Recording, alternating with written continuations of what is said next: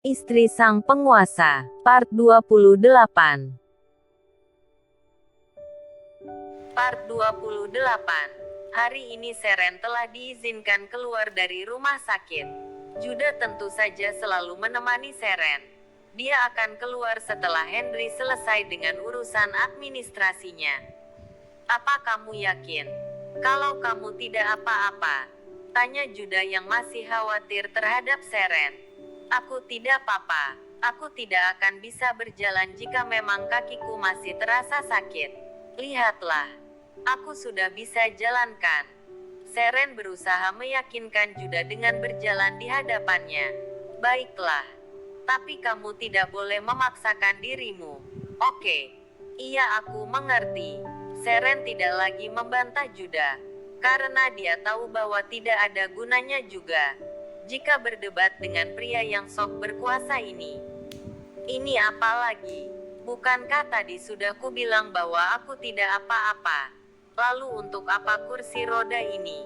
Tanya Seren dengan alis berkerut karena heran setelah melihat Henry membawa sebuah kursi roda. Oh, tidak apa. Ini hanya sampai ke parkiran saja. Jawab Juda dengan santainya. Tapi, tidak ada tapi-tapian. Sekarang duduklah lalu kita pulang. Dasar suami protektif. Seren menghela nafas kasar karena suaminya. Sedangkan Juda hanya tersenyum melihat Seren memanyunkan bibirnya. Juda mendorong kursi roda Seren dengan sangat hati-hati. Mereka menjadi pusat perhatian di rumah sakit. Terutama ketampanan Juda yang seakan menyihir para wanita yang melihatnya. Lihatlah pasangan itu. Mereka terlihat sangat serasikan. Yang pria sangat tampan dan yang wanita juga cantik. Kamu benar. Terlebih lagi sepertinya pria itu sangat mencintai wanitanya. Dia begitu perhatian dan lembut. Senyum pria itu sangat menawan.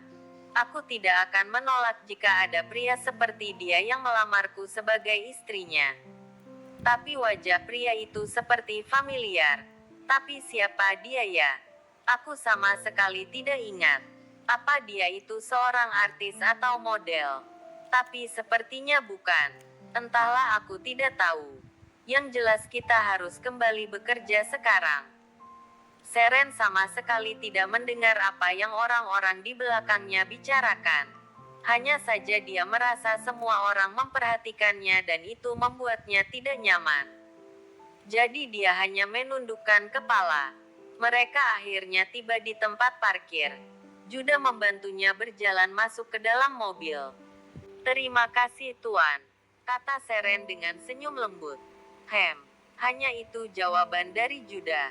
Setelah itu, Henry mengendarai mobil menuju rumah Juda. Ingat, kalau kamu tidak diizinkan bekerja untuk sekarang ini sampai kakimu benar-benar pulih. Tapi, aku juga kan hanya diam saja di kantor. Aku tidak selalu berjalan-jalan. Tidak ada bantahan.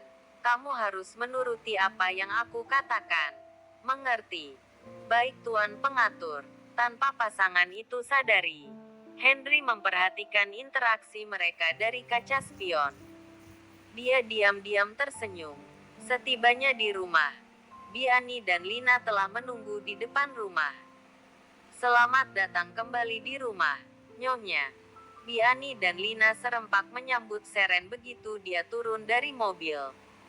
Juda memapahnya ke dalam. Terima kasih Biani. Lina. Ku senang bisa melihat kalian berdua lagi setelah cukup lama aku berada di rumah sakit. Seren tersenyum ramah kepada dua pembantunya itu. Bi. Sementara kami akan menempati kamar bawah. Tolong disiapkan ya, pinta Juda pada Biani. Baik Tuan, akan kami siapkan. Nyonya, apa Anda ingin makan terlebih dahulu? Tidak Bi. Terima kasih. Kalau begitu, saya akan menyiapkan kamar bawah untuk Tuan dan Nyonya. Ayo Lina. Biani dan Lina meninggalkan Juda dan Seren ke dalam. Juda dan Seren duduk di sofa ruang keluarga sambil menunggu Biani dan Lina membereskan kamar. Juda duduk di samping Seren dengan sebelah tangan yang dilingkarkan di sekitar pinggang Seren. Mereka menonton televisi dan kebetulan sekali menampilkan berita bahwa Friska dan Rico akan segera bertunangan. Juda menoleh dan memperhatikan wajah Seren. "Apa kamu tidak apa-apa melihat berita itu?" tanya Juda dengan suara rendah. "Tidak masalah. Lagi pula hubunganku dengannya telah lama berakhir. Kenangan indah hubungan kami telah hilang dan diganti dengan kenangan buruk yang telah mereka berikan padaku," kata Serep dengan tatapan mata yang tajam dan penuh kebencian. "Tidak perlu hiraukan mereka dulu saat ini. Setelah lukamu benar-benar pulih, barulah kamu boleh memikirkan masalah dengan mereka lagi." "Baiklah, aku mengerti. Kamu tidak perlu khawatir. Karena mereka pasti akan membayar atas apa yang telah mereka lakukan padamu," Juda berkata dengan suara yang begitu santai. Namun ada sesuatu yang dia rencanakan setelah melihat senyum yang dia tampilkan. "Apa yang telah kamu rencanakan?" Seren bertanya dengan kepala yang sedikit dimiringkan dan mata yang memandang Juda dengan sebuah kecurigaan. "Untuk saat ini aku belum merencanakan apapun. Tapi entahlah jika nanti." Juda tersenyum dan mengangkat bahu seolah dia memang tidak punya niat apa-apa. "Aku sama sekali tidak percaya ucapanmu." Seren memalingkan wajahnya dari Juda. "Hahaha, aku sama sekali tidak memintamu untuk mempercayaiku. Hanya satu yang kamu harus percaya dariku. Aku akan selalu berada di sampingmu dan menjadikan kamu satu-satunya wanita dalam hidupku. Itu saja." Seren memandang lekat wajah Juda. Ada kehangatan yang dia rasakan dari kata-katanya. Seren tersenyum dan berkata dengan lembut, "Terima kasih. Aku juga berjanji padamu.